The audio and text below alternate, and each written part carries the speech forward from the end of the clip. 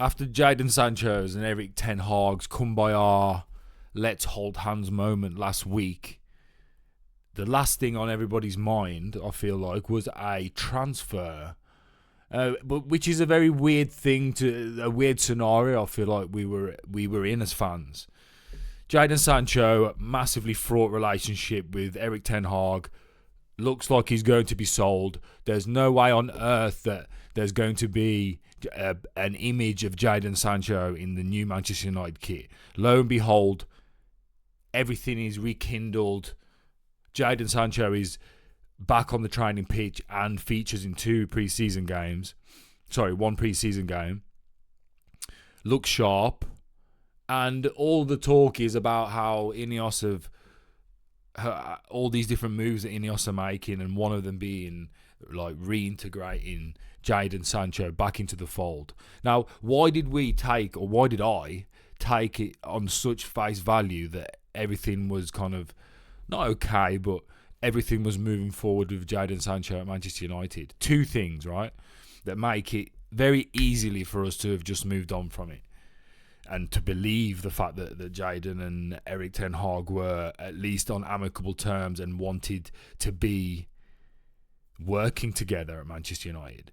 The one thing is Wilcox, who is, I don't know, what is he, the technical director, I suppose. So his previous at Manchester City's academy, and then Jadon being there at the same time. So that, in a sense, you can just start building narrative in your own head of how you think behind the scenes that talks would have gone. You would think that Jason Wilcox would have said that you're valued. We want to at least have another season, and you being part of a new setup when it comes to the actual structure of the management, so the structure of the coaching staff. So there's different voices for you to listen to. And then also maybe in terms of playing time, in terms of maybe even positionally, maybe playing in a bit more of a different system where our wingers kind of like maybe come inside a little bit more in terms of their starting positions. So all of these little narratives you can build up in your own mind of how things would have gone. So it made it believable that Jason Wilcox spoke to him. Then also, just the fact that so much is going on with Ineos, and I feel like with all these incredible decisions that Ineos are making and moving at this fast pace, and then for us to hear, Jadon Sancho and Ten Hag are kind of back on good terms, or they're putting it past them and kind of like going at the new season, and because that news was put in with all the rest of the kind of the good Ineos stuff, you just kind of believed it and just carried on moving, because I feel like most people, I should hope so, that most people can see that within a new system in terms of, within a new culture and structure of the club in general, and then with new players coming in and hopefully a playing style that is more based on building possession and still getting it up the pitch quick, but doing it in a more kind of like concise and cultured way, that would suit Jadon Sancho. That whole these are all the narratives that kind of played into my mind of just basically believing that Sancho was definitely going to just be part of the season. I didn't envisage anybody necessarily coming in for him, but him agreeing in personal terms, whether it goes through or not, suggests that he just generally doesn't want to be at Man United, which I wouldn't blame him, right? So yeah, that's the hindsight. Now, in terms of him actually then going to PSG, I don't think that there's a place for anybody on the left-hand side for PSG because of Barcola, and I think he's an incredible player. I don't think, because obviously France didn't play well, they don't play an attacking style of football, and he only came off the bench a few times and did well, by the way, but because France weren't kind of like, they don't give him the stage like Spain gave Yamal and Williams. They didn't play to the strengths of tricky, good technical wingers. So we didn't see the best of Barcola, but that's the reason why there's no Rashford talk anymore. PSG were all over Rashford for like 3 years. And then, yes, he has he has his latest like shocker of a season. And then the emergence of Bacola. There's just, I hope I'm saying his name right, but there's no need for this humongous signing for the on the left hand side for PSG. Now Sancho I prefer on the right. I think he's better on the right, but then ideally you want him centrally. And I think that there's talk that Enrique sees him and rates him, which makes complete sense. He'd fit into Enrique's mould perfectly. And I think for 40 million, PSG can have a real good asset for their team. And I think playing him more centrally, playing him in the 10 basically. I just always think that Jadon needs to be playing in the 10 now. And I think that it's at the moment, because we've not actually played any Premier League games or any competitive games, and we've just got loads of good feelings as Manchester United fans. It's just loads of good feelings, we're organised, we're signing good players, we're making good deals on contracts, and It's just all good stuff on all these different levels. And I just feel that we're putting in the back of our mind how the football will actually look still with Ten Hag. And I feel like it just doesn't fit into Jadon's mould whatsoever. I'm not saying that Jadon and Anthony are the same or same level or whatever, but this team isn't suited for the team that played last season the way we played under Ten Hag last season. It's not It's the complete opposite of what Anthony needs as a football player, and it's pretty much the same for Sancho. It's the complete opposite for Sancho. And I don't think that's necessarily going to change too much under Ten Hag. If Xerxes starts,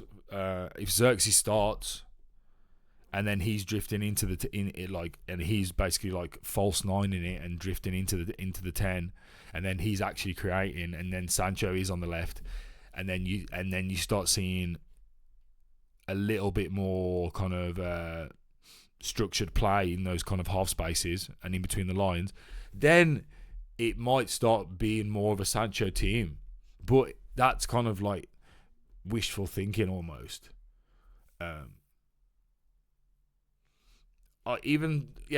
It's wishful thinking, and I think that in reality what would happen is Sancho would be sat on the bench, his value would go down, and it'd just be again just another crappy thing that we've got to see man management wise under Ten Hag. So I feel even though after watching the Rangers game I was really looking forward to seeing him play this season, and and I love Jadon Sancho. I think he's still got so much to offer football. I just think for Jadon, being in Paris, playing for PSG, playing in a real possession based team with real technical players, and maybe being given a bit more of an imaginative role by Enrique would just makes complete sense in every way, lifestyle, branding, even in terms of he's a Nike athlete, and just the whole lifestyle, players, manager, culture. And I feel after being in Dortmund and sampling what football on the continent's living in Europe, on the continent, playing football for one of these cool big teams with a really good following, I think lifestyle wise absolutely craps on playing in the Premier League and living in England. You don't leave your house. Great.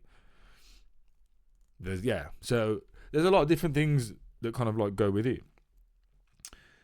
And the only other thing I'd think about, the reason why I'm kind of not okay with Sancho going, because again, with a manager that I feel would try and utilise him in different ways and give him the kind of responsibility in between the lines and in those inside channels, and not having to hug the wing and not having to try and take on wingers. I know he cooked Nuno Mensch in the semi-final of the Champions League, but man, that's the only time I've seen him cook anyone since the last time he was at Dortmund. He generally is I'm not I don't need him to cook fullbacks. That's not ever what Jadon's game was. Jadon was cooking centre backs more than fullbacks, man, in them half spaces. If you actually watch Dortmund, but yeah, I don't know. I just think that I'd much rather this be Rashford going, in my opinion. You get more money. I think you get like a bad attitude out of the club, or like a weird attitude that he has. And I think that Jadon in the medium to long term, because I do feel like most likely Ten Hag will probably leave this seat in the midst of this season, if things in reality will probably go the way that they'll go. And I think that with a new manager, like say if De Zerbi had come in, then I'd be all for keeping Sancho. I just think that in reality, from the get-go of this season, it's not going to go the way that he wants it at Man United. Which is a shame. But yeah, if he's agreed terms, bro, just let the guy go, man. Go live in Paris, like go. Do you know what I mean? You play for United, you play for Dortmund, you play for PSG. You're gonna have one of those cool careers of just dotting about. You'll probably end up at Barcelona, man. Do you know what I mean? Or just die on United's bench and then end up at like Sevilla for a bit, and then like maybe you get an injury at Sevilla, and then what, bro? Then we're at Fulham. 28 Fulham. Is it Jadon Sancho or Jordan Ibe? Do you know what I mean? We like, oh, Jesus Christ, like we can't get to like those levels with Sancho, man. I love Sancho, and I like, and this is me saying like he's definitely going, but yeah, let's see if the Ugarte scenario might have something to do with it. Maybe, yeah, PSG agreed terms with Sancho as a kind of like, not negotiate, but they're like, look, Sancho wants to come to us, like, let's do this deal. Like, he's not happy at United. Don't bullshit. So yeah, who knows? But it's interesting, isn't it, that know what, it's not just PSG that haven't put any concrete interest into Rashford. Like, no club ever has, apart from PSG a couple of years ago. It's interesting, isn't it? And you could say, oh, but he's like United's, like no one would even bother because he's United's like golden boy type player. I don't know. I just find it interesting that yeah, doesn't seem that Rashford is kind of like as revered on the continent as maybe people think. But yeah. That's 4 thoughts, or a few thoughts. But the show's called 4 Thoughts. Peace out.